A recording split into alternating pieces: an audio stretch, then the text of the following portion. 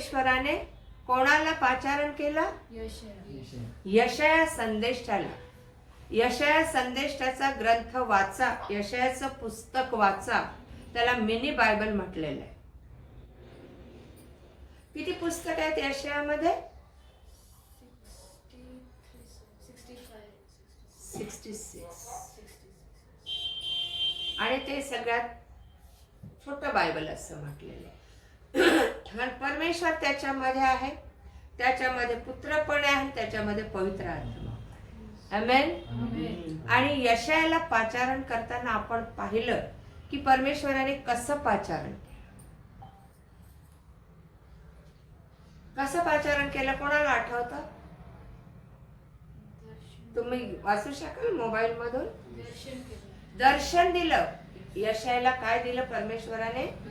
दर्शन दिलं. आणि कसं दर्शन दिलं? काय दिसलं त्याला त्या दृष्टांतात? एंजल्स. त्या दर्शनामध्ये काय दिसलं? वाचा पहिल्यापासून.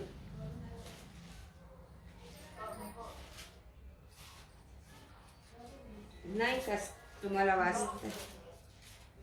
पहिलं वचन का? हा, पहिल्यापासून. यहुदाचे राजे अजिया, योथाम, आहाज व हिजकिया यांच्या काळात यहुदा व यरूशलेम यांविषयी आमोदाचा पुत्र यशया याला झालेला दृष्टांत. हे आकाशा ऐक, अगे पृथ्वी कान दे. अरे नाही, 6वा अध्याय. यशायाला झालेला दृष्टांत. हो.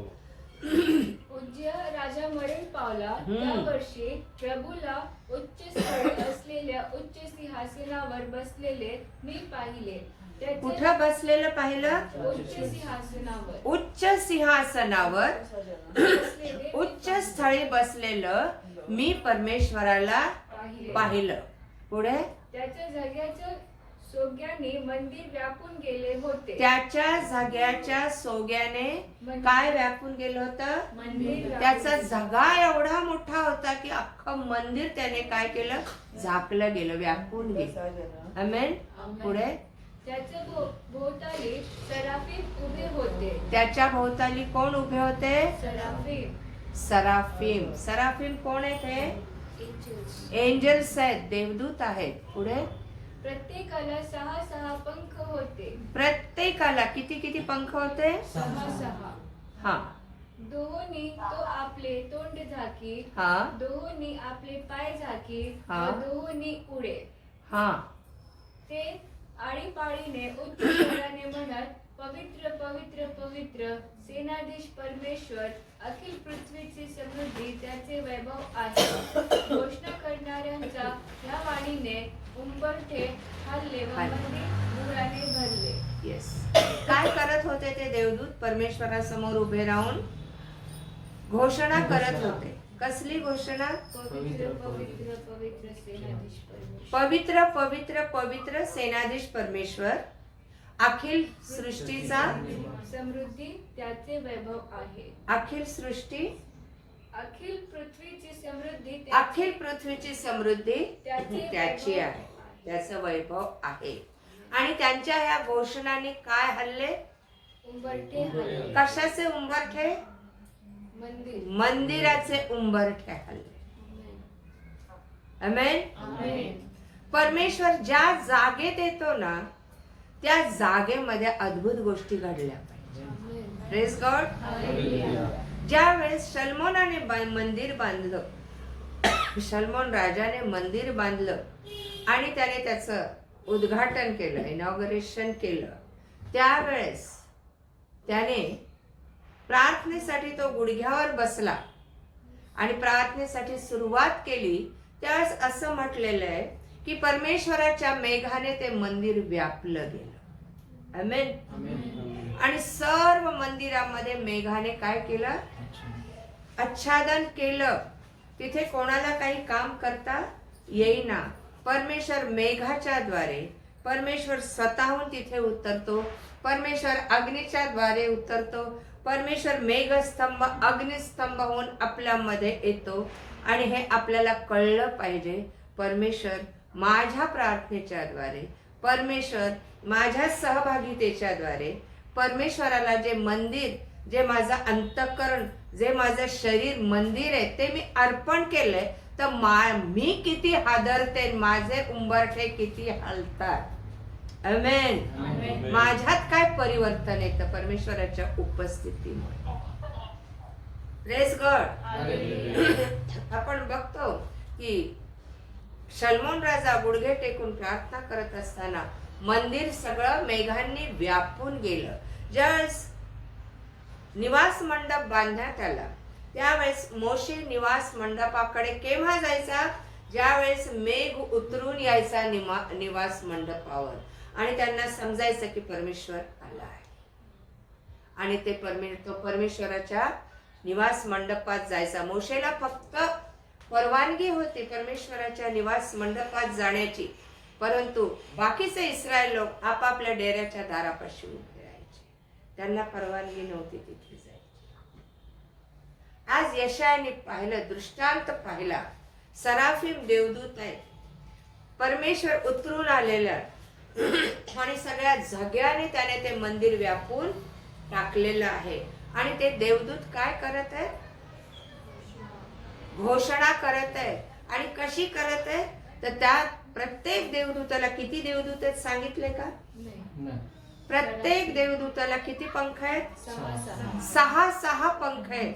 2 पंखांनी ते आपले तोंड झाकीत, 2 पंखांनी ते आपले पाय झाकीत आणि 2 पंखांनी ते उडत. आणि घोषणा करताना मंदिराचे उंबरठे हल्ले. नवीन करारात जेव्हा आम्ही बघतो प्रेषितांची कृत्ये याचा 4 मला वाटतं अध्याय आहे, कोणाला मिळालं तर वाचा. आणि त्या ठिकाणी ज्यावेळेस शिष्य देवाच्या सेवेकरता पेंटिकॉस्टल नंतर बाहेर पडले, प्रेषितांची कृत्ये लंगड्या भिकाऱ्याला बरं केल्यानंतरचा आहे 4 अध्याय मला वाटतं, की लोकांनी त्यांना धरून काय केलं? मार दिला, तुरुंगात टाकलं आणि त्यांना सांगितलं येशूविषयी तुम्ही बोलायचं नाही. आणि ज्या वेळेस ते सगळेजण एका घरात जमले आणि परमेश्वराला प्रार्थना करू लागले. मिळालं का प्रेषितांची कृत्ये? प्रेषितांनी केलेल्या नाही, 4 अध्याय बघा बरं. पेत्र व योहान आपल्या मित्राकडे. हा, त्याचा 4 अध्याय आणि 23व्या वचनापासून बघा बरं. ते सुटल्यानंतर आपल्या मित्रमंडळीकडे गेले आणि मुख्य याजक आणि वडील जे काही त्यांना म्हणाले होते ते सर्व त्यांनी सांगितले. हे ऐकून ते एकचित्ताने देवाला उच्च स्वराने म्हणाले, हे स्वामी, आकाशा, पृथ्वी व समुद्र यांच्या व त्यांच्यात जे काही आहे त्या सर्वांचा उत्पन्न करता तूच आहेस. आमचा पूर्वज तुझा सेवक दावीद ह्याच्या मुखाने पवित्र आत्म्याच्या द्वारे तू म्हटलेस, राष्ट्रे का खवळलेली व लोकांनी व्यर्थ योजना का केल्या? प्रभू विरुद्ध व त्यांच्या अभिषेक्ताविरुद्ध पृथ्वीचे राजे उभे राहिले व अधिकारी जमले, कारण खरोखरच ज्याला तो अभिषेक केलास तो तुझा पवित्र सेवक येशू याच्या विरुद्ध ह्या शहरात परराष्ट्रीय व इस्रायल लोक यांच्यासह हेरोद व पंतय पिलात हे एकत्र झाले, ह्यासाठी की जे काही घडावे म्हणून तू स्वहस्ते व स्वसंकल्पाने पूर्वी योजले होते ते त्यांनी करावे.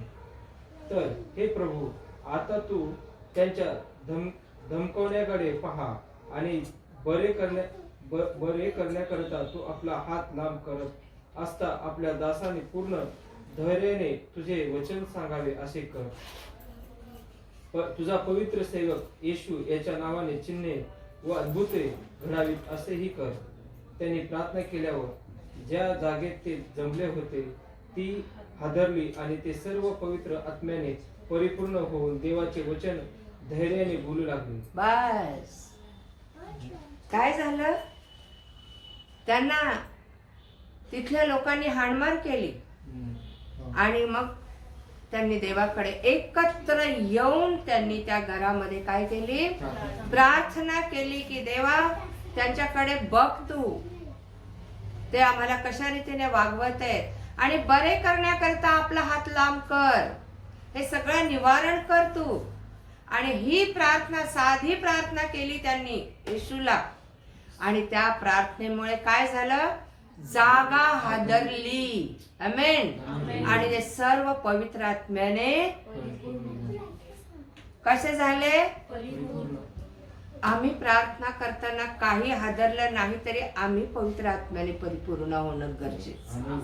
Praise God. ती देवाची सहभागिता आहे. नॉमिनल प्रार्थना करणं, आपली परिस्थिती बदल, मला बरं कर, मला हे दे, मला ते दे, नो, तुझ्या समक्षतेत मी येते. आमेन. त्याला मला काय करायचं तो करेल. त्याला मला बरं करायचं, त्या स्थितीत ठेवायचं का माझ्याकडनं अजून काम करून घ्यायचं, तो भाग वेगळा. परंतु तो देवाच्या आत्म्याने आपल्याला बरं. Praise God. त्यांची परिस्थिती निवारण केली का परमेश्वराने? पण त्या परिस्थितीवर मात करणारा पवित्र आत्मा त्यांना दिला. आणखी अद्भुत कृत्य चमत्कार करणारा, आणखी लोकांना बरं करणारा, आणखी देवाचा गौरव करणारा आत्मा त्यांना दिला.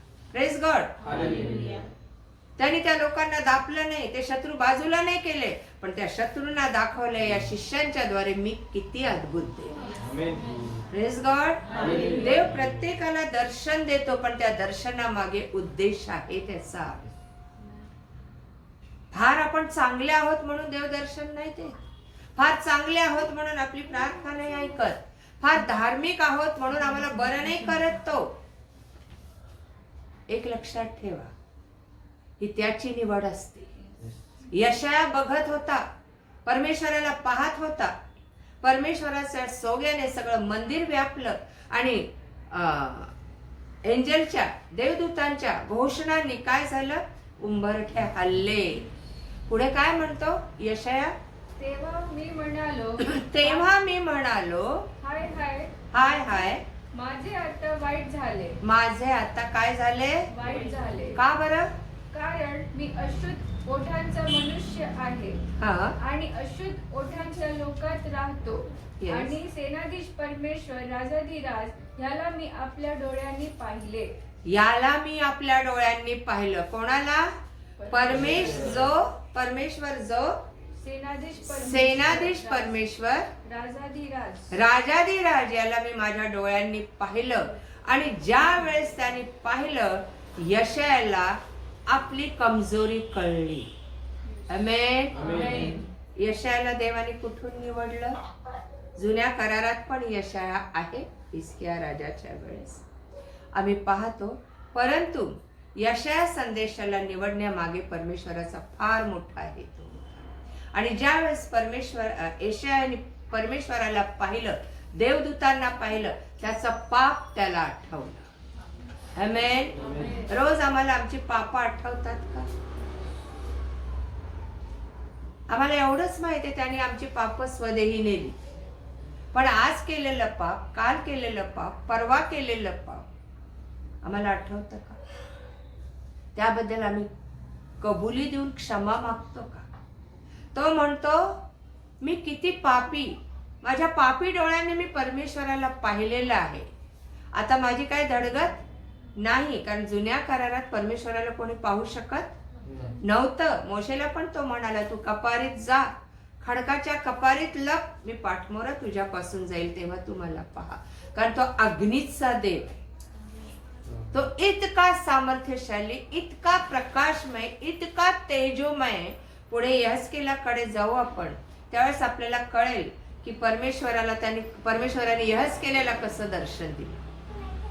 परमेश्वराने योहान जो पात्मस बेटावर होता त्याला कसं दर्शन दिलं. काढा प्रगटीकरण 1, रेव्हेलेशन 1. कसं दर्शन दिलं त्याला? नाही, दुसरा पॅरेग्राफ.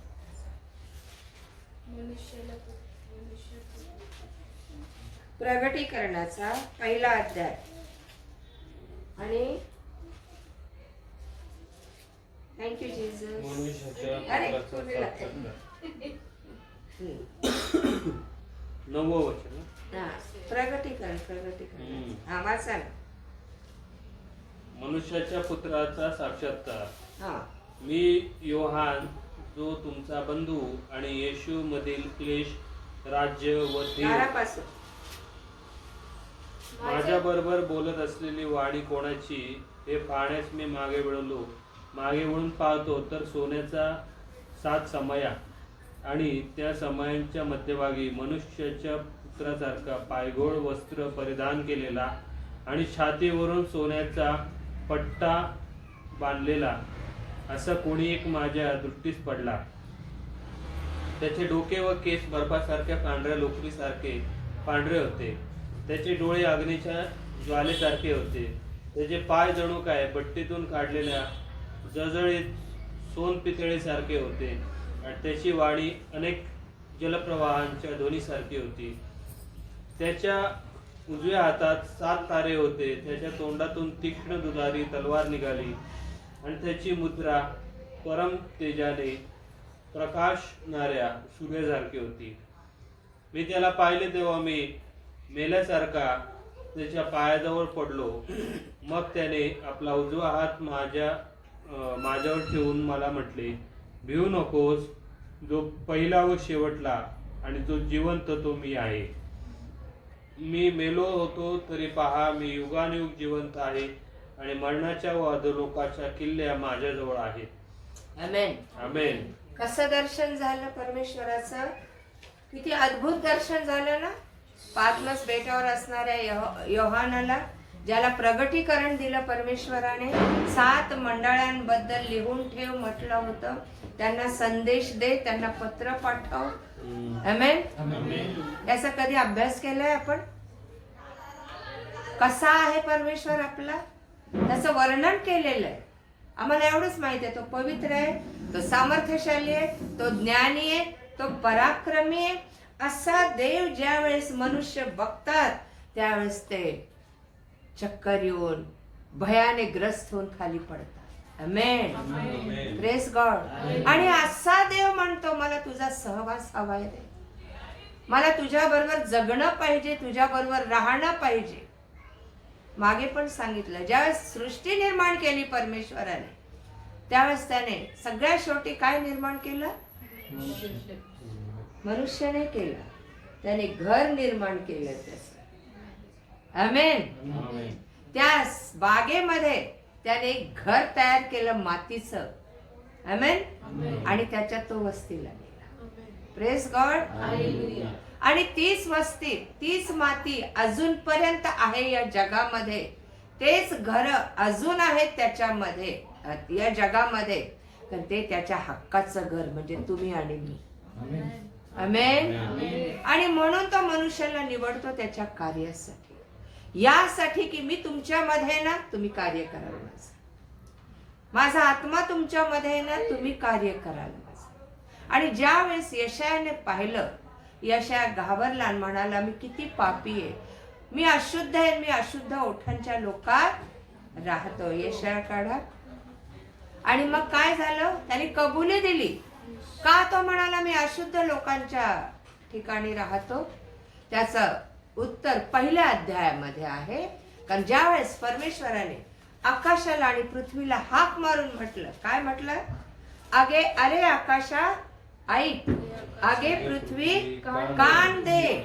कारण परमेश्वर बोलत आहे. कारण परमेश्वर बोलत आहे. मी मुलांचे पालन पोषण केले. मी मुलांचे पालन पोषण केले. त्यांना लहानाचे मोठे केले. त्यांना लहानाचे मोठे केले. तरी ती माझ्याशी फितूर झाली. तरी ती माझ्याशी फितूर झाली.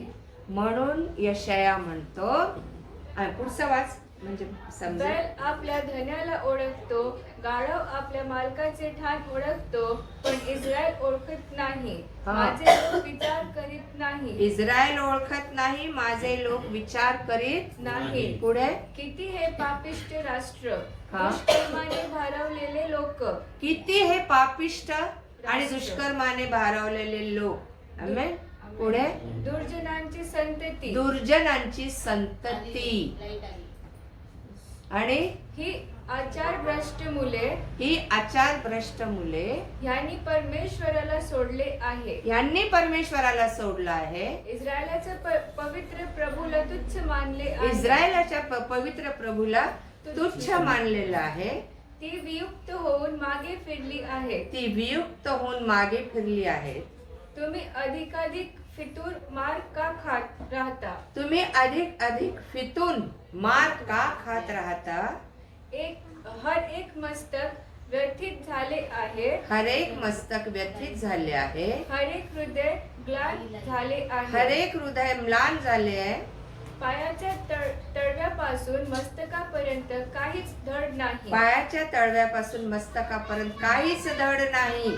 जखमा चेंचरलेले व पुवळलेले घाय आहेत, हा ते कोणी पिळून काढत नाही, हा. त्यावर कोणी पट्टी बांधत नाही, Yes. कोणी तेलाने नरम करीत नाही. येस. तुमचा देश ओसाड आहे, हा. तुमची नगरे अग्नीने जळाली आहे.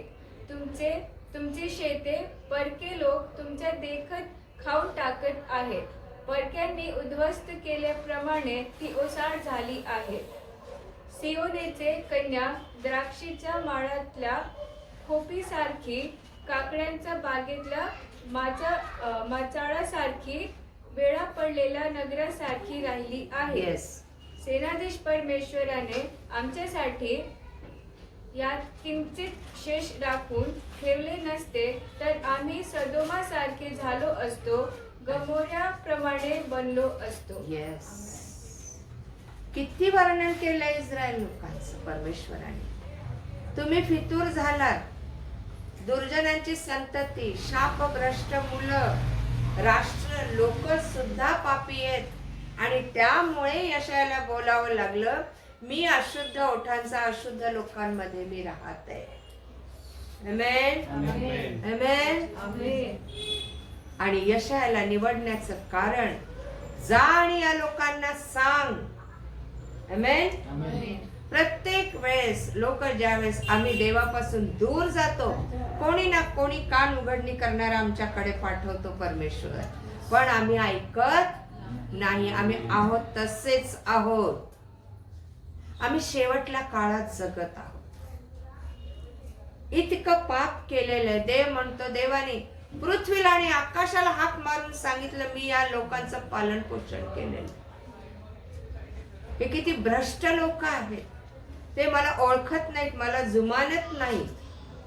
आणि खरी गोष्ट, आम्ही त्याला खरंच जुमानत नाही. का जुमानत नाही? कारण जसं देवदूत त्याचा आदर करत होते त्याच्या समोर राहून, तसा आदर आम्ही करत नाही त्याचा. तुम्ही म्हणाल की देवदूत त्याच्या जवळच होते, कुठं पळणार ते? परंतु आज तो तुमच्या माझ्या जवळ नाही का? तुमच्या माझ्यामध्ये नाही का? तो तुमच्या माझ्या जवळ बसलेला नाही का? तो जर म्हणतो मी तुला सोडून जाणार नाही, तुला टाकणार नाही, आमेन, तर तो कुठे आहे मग? तो आमच्या आत असला पाहिजे, कारण आम्ही त्याचं घर आहोत. आमेन. आम्ही त्याचं घर आहोत. तो जवळपास आहे पण आमच्यात नाही. खंडहर बनलोत आम्ही, ओसाड पडलोत आम्ही. आमेन. ओसाड पडलोत. आणि अरिष्ट जेव्हा आमच्याकडे येतं तेव्हा समजा की आम्ही ओसाड पडलो, आम्ही भ्रष्ट झालेलो आहोत. त्याच्या समक्षेत नाहीत आम्ही, कारण तो आमच्या समक्षेत नाही. आणि अशा वेळेस यशाया म्हणतो की मी पापी अशुद्ध ओठांचा अशुद्ध लोकांमध्ये राहतो. परमेश्वराने काय केलं त्याला मग? यशाया त्याच्या पुढचं वचन 6व्या अध्यायात, देवदूताने वेदीवरचा इंगळ आणला. इंगळ म्हणजे विस्तव, आणि त्याच्या ओठाला लावला. आमेन. आमेन. देवाचं कार्य करण्यासाठी आमचे अशुद्ध ओठ काम करत नाही. आमेन. आमची अशुद्ध जीभ काम करत नाही. आम्हाला तो वेदीवरचा विस्तवच लागतो, परमेश्वराचा अग्नीच लागतो, हे लक्षात ठेवा. आणि आज आम्हाला अग्नीने भरण्याचा समय दिलेला आहे देवबापाने. जो माझ्या मागून येणार आहे. What happen madam?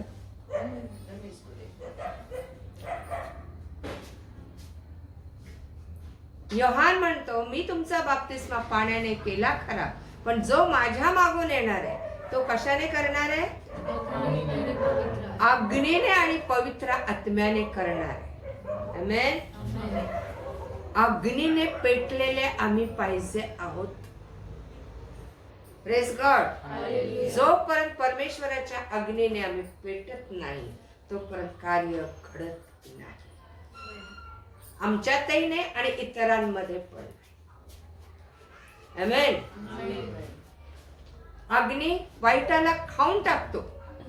परमेश्वराचा समर्थ पवित्र अग्नी आमच्यातील वाईट गोष्टींना खाऊन टाकतो आणि आमच्यातला अग्नी इतरांमधल्या वाईट गोष्टींना खाऊन टाकतो. Praise God. Hallelujah. Hallelujah. Hallelujah. आलं लक्षात. आणि नंतर ज्यावेळेस त्याच्या ओठाला इंगळ लावला पुढे काय झालं?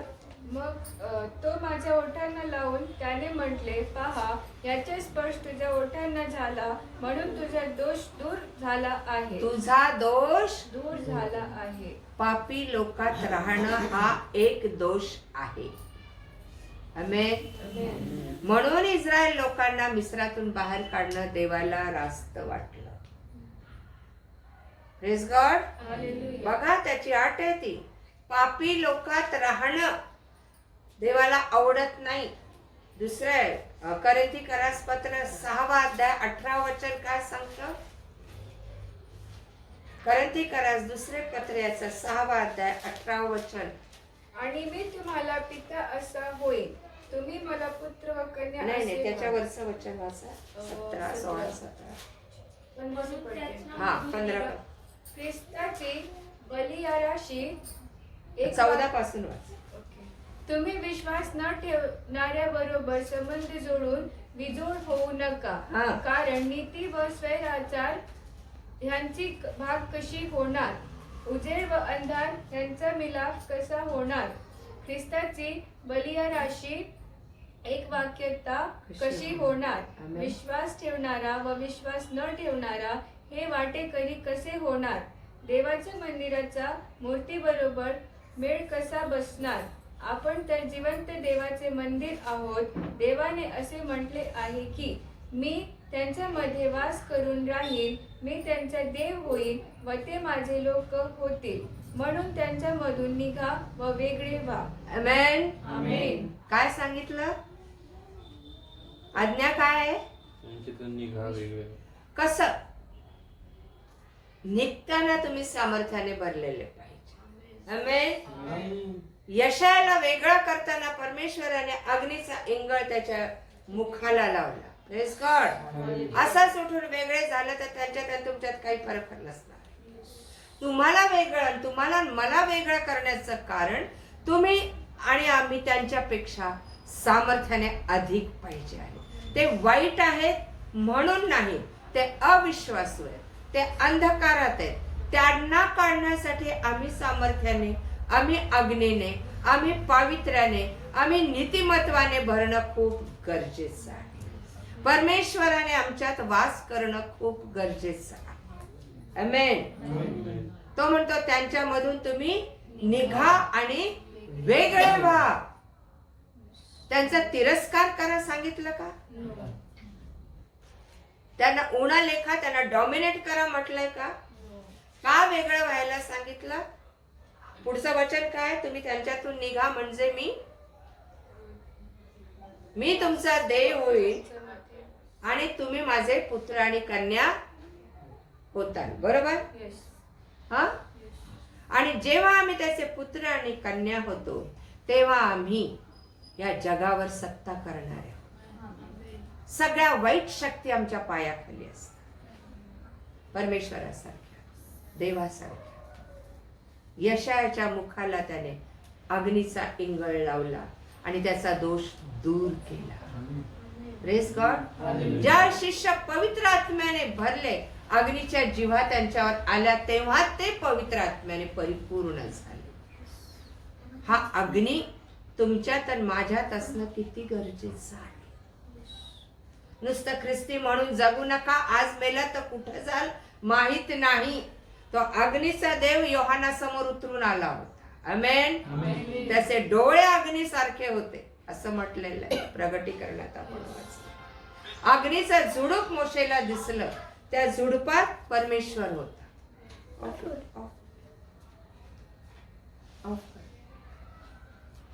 त्या झुडपात परमेश्वर होता अग्नी म्हणून. कर्मेल डोंगरावर कुणी यज्ञ केला? कोण सांगेल मला? कर्मेल डोंगरावर यज्ञ कोणी केला? एलियाने. आमेन. कर्मेल डोंगरावर यज्ञ करणारा एलिया ज्यावेळेस इस्बेलीचे 450 संदेष्टे अहाबाला म्हणाला, तुमचे बाल मूर्तीला भजणारे 450 संदेष्टे घेऊन कर्मेल डोंगरावर ये.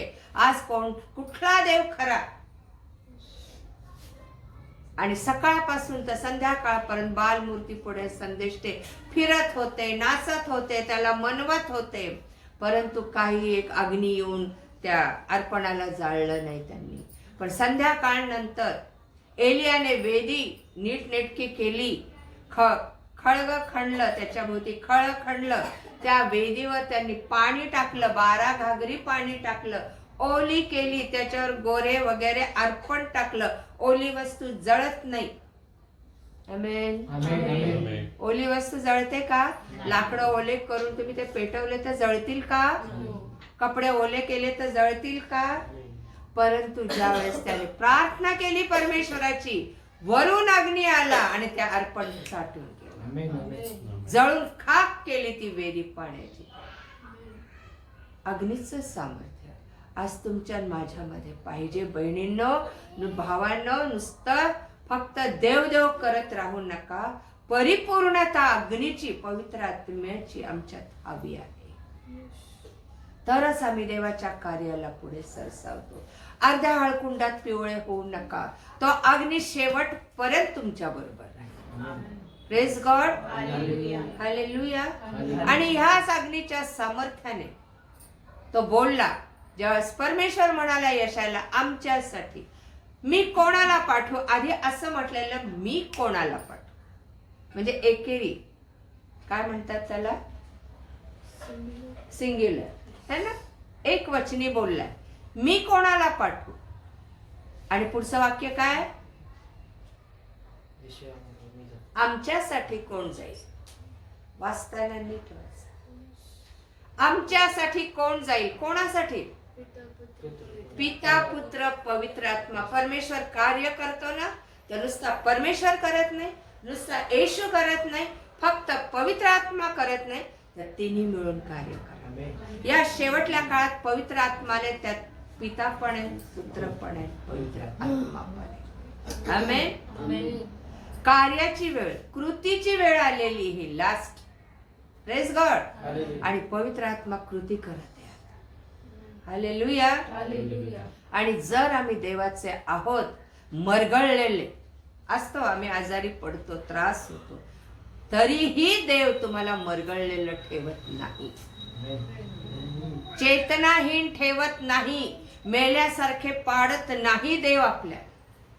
धार्मिक 7 वेळेस पडला तरी तो पुन्हा उठेल, हे लक्षात ठेवा. अशा देवाचे लेकर आहोत ना. तो म्हणतो, पहा मी मेलो होतो तरी आता पुन्हा जिवंत झालो आहे आणि स्वर्गाच्या आणि अधोलोकाच्या किल्ल्या माझ्या हातामध्ये आहे. Praise God. तो देव न मरणारा, न बदलणारा, न संपणारा देव, आणि तो देव आमच्या बरोबर सहभागिता करू इच्छित आहे. कशासाठी? त्याच्या राज्याचा प्रसार या जगात करण्यासाठी. त्याचं राज्य वाढवण्याचं काम या जगात कोणाला दिलंय? तुम्हाला आणि मला. तुम्ही अडाणी असा, निरक्षर असा, तुम्ही विधर्मी असा, सधर्मी असा, तुम्ही श्रीमंत असा, गरीब असा, तुम्हाला लिहिता वाचता येऊ देऊ नका. त्याला फरक पडत नाही. आमेन. त्याला फरक पडत नाही.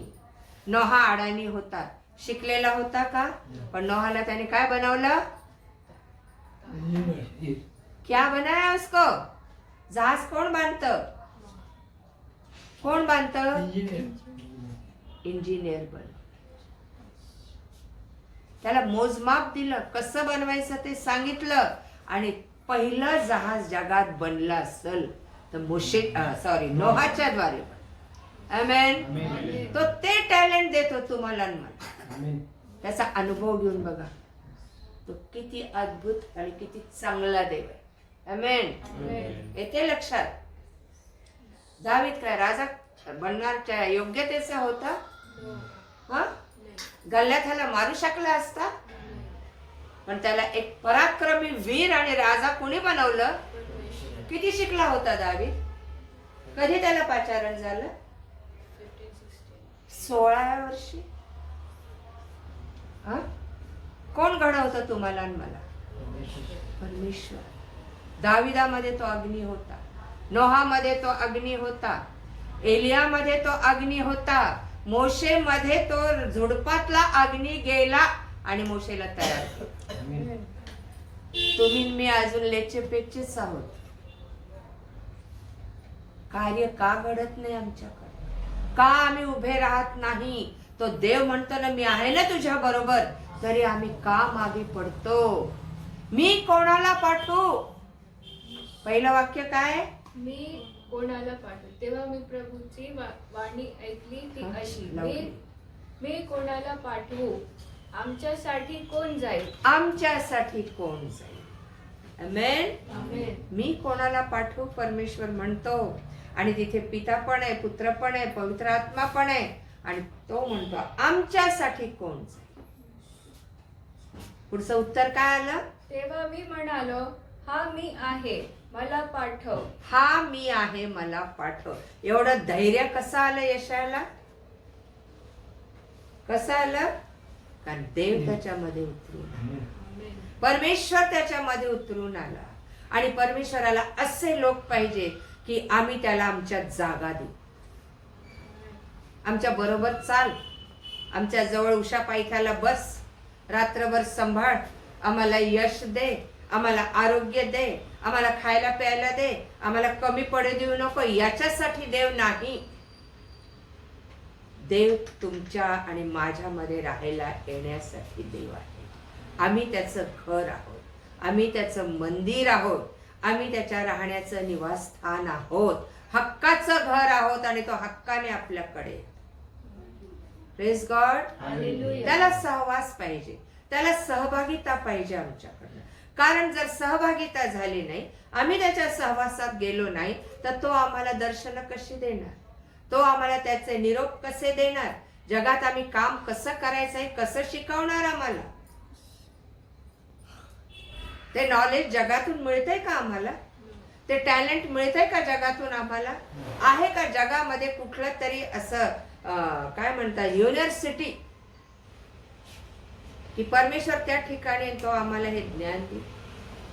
हे स्वर्गातून येणारं ज्ञान आहे, वरून येणारं ज्ञान आहे. आमेन. Praise God. आणि आमच्यासाठी कोण जाईल? तेव्हा यशया म्हणाला, हा मला पाठव, हा मी आहे, मला पाठव. ही आमची तयारी पाहिजे, ही आमची तयारी पाहिजे. देव बोलला पाहिजे आमच्याशी, देवाने त्याचा इंगळ लावला पाहिजे आमच्या ओठाला. त्याच्या कार्यासाठी उठून चालता येत नाही नुसतं. अरे देवाने मला निवडलं, मी एवढं काम केलं. नो, ते काम तुमचं टिकलं पाहिजे. Praise God. येशू वधस्तंभावर गेला, त्याने 3.5 वर्ष काम केलं आणि त्याचं काम टिकलं. आमेन. आज लाखोंनी लोक त्याच्यामध्ये. Praise God. आज बघा तुम्ही, छत्तीसगड बघा, यूपी बघा, बिहार बघा, नेपाळ बघा, कुठल्या राष्ट्रात ख्रिस्ती लोकांची संख्या वाढलेली नाही सांगा? आमेन. लाखोंनी लोक प्रभू मध्ये येते, पण बोलावलेले पुष्कळ आहे, निवडलेले, आणि ज्याला निवडतो त्याच्याशी तो बोलतो. आमेन. आमेन. नोहाला निवडलं, नोहाशी बोलला. मोशेला निवडलं, मोशेशी बोलला. याकोबाला निवडलं, याकोबाशी बोलला. अब्राहमाला निवडलं, अब्राहमाशी बोलला. या घडीला तो आमच्याशी बोलतो. नवीन करारात पेत्राबरोबर बोलला. आमेन. नवीन करारात पाऊलाशी बोलला. पाऊला पाऊला माझा छळ का करतोस? देव तुमच्या आणि माझ्याशी बोलला पाहिजे, इतकंच समर्पण पाहिजे तुमचं. आमेन. आम्ही नुसतं ऐकणारे नसावे, इथं जा, तिथून ऐक, तिथं जा, तिथून ऐक. आम्ही आता कृती करणारे पाहिजे आहोत. आम्ही उडणारे पाहिजे आहोत. आम्ही वृद्ध झालो तरी आम्ही देवाची सेवा मरेपर्यंत करणारे पाहिजे आहोत, कारण देव ही अपेक्षा आमच्याकडनं करतो. तुला मरावं लागलं तरी विश्वासू राहा, म्हणजे जीवनाचा मुकुट मी तुला देईन. आम्ही हतबल आहोत, आम्ही निराश आहोत, आम्ही काही करू शकत नाही, आम्ही पुष्कळ काही करू शकतो. देवाला काही अशक्य नाही. आमेन. आमच्या सबबी आमच्या जवळ आहे. मी उठू शकत नाही, मी बोलू शकत नाही, मी कमजोर आहे, माझे हातपाय चालत नाही, माझे हाड मला साथ देत नाही. मी बोलू शकत नव्हते काल, पण मी त्यांच्याशी पण बोलले की खोकला यायचं. आता काय चालू, म्हणजे मी फार मोठी आहे किंवा फार धार्मिक असं नाही, तो चालू. त्याच्या समक्षतेत तुम्ही जाता तेव्हा तुम्ही चेंज होता. Praise God. आला मला खोकला, मी घसात ताणून बोलतो. आम्ही आमचं शरीर जपतो, फार त्याचे लाड पुरवतो.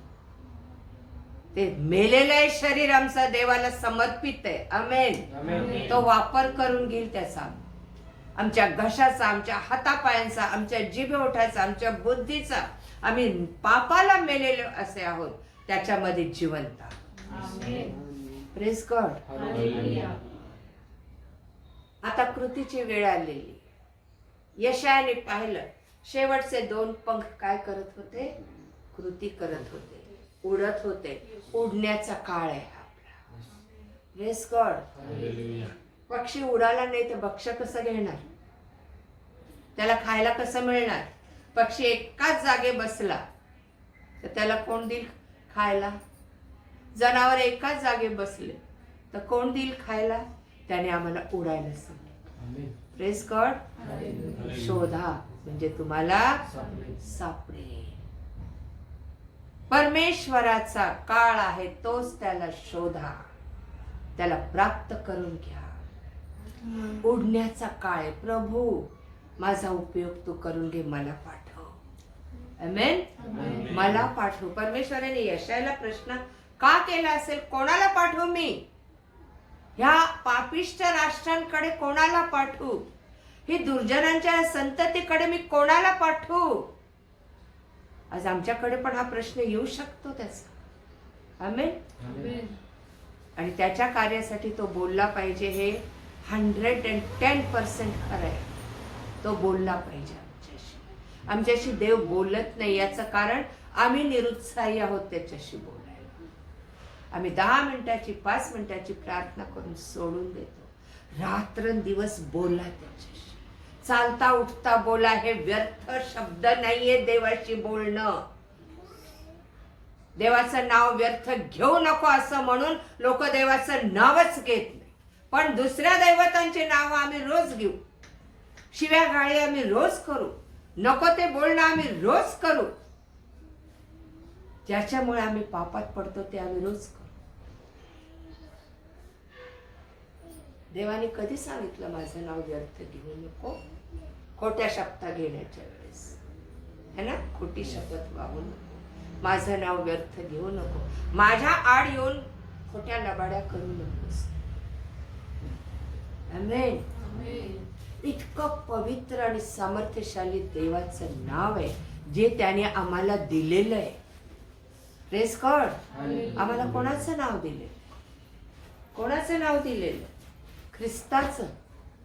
म्हणून आम्हाला ख्रिस्ती म्हणतात. आमेन.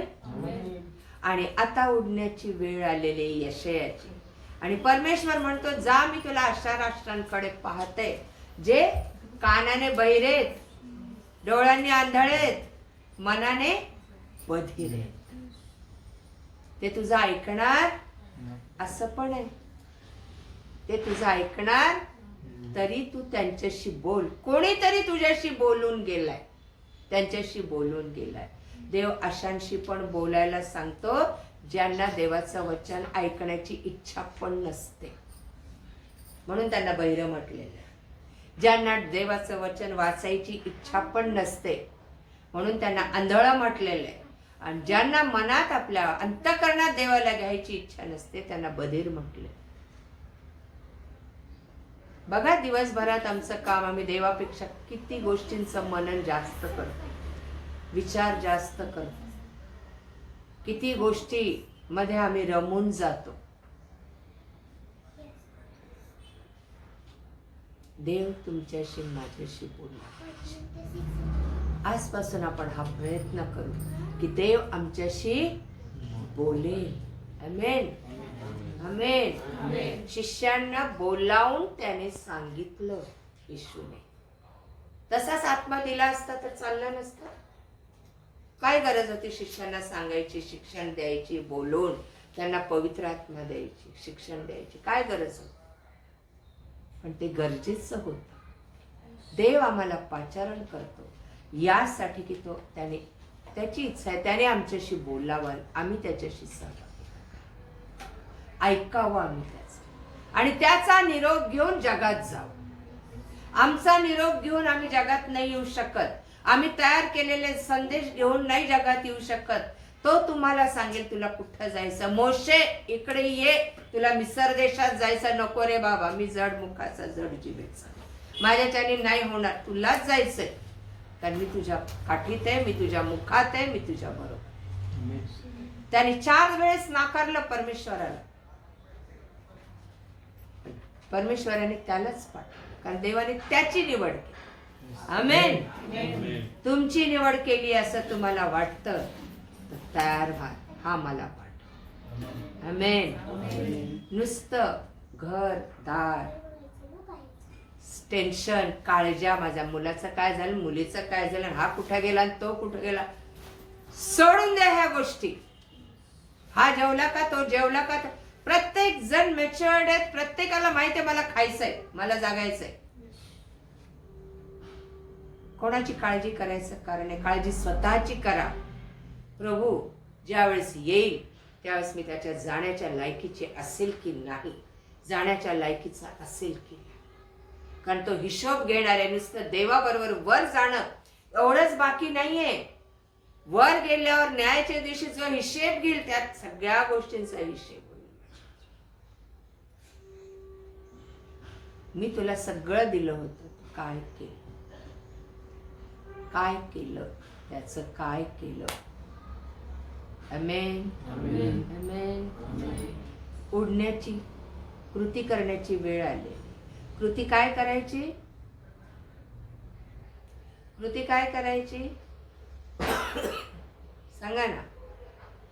आदर केलाय, नमन केलंय देवाला, आता देवाचं कार्य घेऊन पुढे जायचं. आदर करणं म्हणजे त्याचं ऐकलंय, नम्रता दाखवली म्हणजे स्वीकारलंय, आणि जे मी स्वीकारले ते घेऊन मला जगात जायचं. Praise God. प्रभू मला बोलवल, जेव्हा सांगल बोला ना. प्रभू बोल माझ्याशी. तो बोलतो. आता कसा बोलतो? वचनातून बोलतो. आमेन. वचनातून बोलतो. अजूनही तो तयार आहे तुम्हाला दृष्टांत आणि स्वप्न दाखवायला. Praise God. अजूनही तो तयार आहे तुम्हाला दर्शन द्यायला. फक्त आता एक अट आहे, तुम्ही प्रभू मध्ये या, कारण त्याने आमचं तारण केले. आमेन. त्याने आमची पाप धुवून काढलेली आहेत. आणि परत पापी झालं असेल तर आज पश्चाताप करून त्याच्याकडे जाणं गरजेचं आहे. यशायाला या लोकांच्या पश्चातापासाठी पाठवलं देवा. तू जा, त्यांना वळून माझ्याकडे या. यशायाच्या 3-4 गोष्टी खूप महत्वाच्या. याला मिनी बायबल का म्हणतात? येशूच्या जन्माचं भाकीत यशायाच्या पुस्तकात आहे 7 आणि 9व्या अध्यायामध्ये. येशूच्या वधस्तंभावरचं भाकीत यशायाच्या 53व्या अध्यायात आहे. आमेन. आणि तारणाचं भाकीत 60व्या अध्यायात आहे. उठ प्रकाशमान हो, कारण प्रकाश तुझ्याकडे आलेला आहे. 53व्या अध्यायात म्हटलेलं. त्याला रंग नव्हतं, रूप नव्हतं, है ना. मनुष्याने टाकलेला, व्याधींनी पिडलेला, असं आमचं पाप त्याच्यावर देवाने लादलं. तो मेंढरासारखा वधला गेला. परमेश्वराच्या मर्जीस आलं त्याला ठेचावं. आमेन. यशायाचं पुस्तक जसं वेळ मिळेल वाचा. देवाचा फार आशीर्वाद लागतो यशायाच्या पुस्तकामध्ये. देवाने उगीच त्याला दर्शन दिलं नाही, पुष्कळ गोष्टी त्याला सांगितल्या. म्हणाला भिवू नको अब्राहमाच्या संताना, मी तुझ्या बरोबर आहे. मी तुला पृथ्वीच्या दिगंतापासून घेऊन आलो आहे. तुझ्यावर कुठलाही हत्यार घडलेलं कुठलंही हत्यार चालणार नाही. तू नद्यातून चालशील तेव्हा त्या तुला बुडवणार नाहीत. तू पाण्यातून चालशील त्या तुला बुडवणार नाहीत. तू अग्नीतून चालशील त्या तुला पोळणार नाही. आणि अशा प्रकारे यशायाला देवाने घडवलं.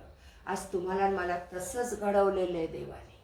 पण आम्ही अज्ञानी आहोत या बाबतीत. सैतान आम्हाला सारखं सांगतो नाही तुमचं काही चालणार नाही, तुम्ही अजून पॉवरफुल नाही. त्याने पॉवरफुल बनवलंय. Praise God. त्याचा आत्मा दिलाय तो काय कमी पॉवरफुल आहे? त्याचं रक्त दिलंय प्रेशियस ब्लड कमी पॉवरफुल आहे? त्याचा जीवन दिलंय ते कमी पॉवरफुल आहे? तुम्ही बोलाल ते घडलं गेलं पाहिजे. आमेन. तुम्हाला सैतान थरथर कापला पाहिजे. तुमच्यात आजार दुखणे निघून गेले पाहिजे.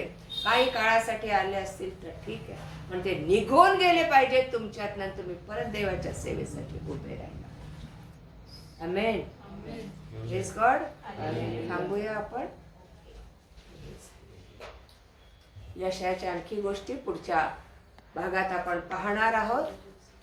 आणि एक लक्षात ठेवा, हे जी आपण सिरीज सुरू केलेली की परमेश्वर निवडतो कसा आणि कशासाठी, कशासाठी निवडतो. आज तुम्हाला मला निवडलं तर कशासाठी निवडलं? आमेन. तुम्ही आजारी असा, तुम्ही दुःखी कष्टी असा, तुम्ही कामात असा, तुम्ही हतबल असा, तुम्ही निराश असा, टेन्शन मध्ये असा, तो भाग वेगळा. तो देवाच्या कार्याशी जोडू नका. आमेन. Praise God. देवाचं काम देवाचं काम. तो तुम्हाला बदलवतो त्यावेळेला. तो तुम्हाला त्यावेळेला चेंज करतो. यशायासारखा त्याचं मुख शुद्ध आणि पवित्र करतो. यशायाला पवित्र केलं आणि पवित्र करून या पापी राष्ट्रात पाठवतो. आमेन. आज देवामध्ये पवित्र होण्यास शिका, नीतिमान होण्यास शिका, शुद्ध होण्याचा प्रयत्न करा, कारण त्याला आम्ही हवे. आमेन. थांबूया.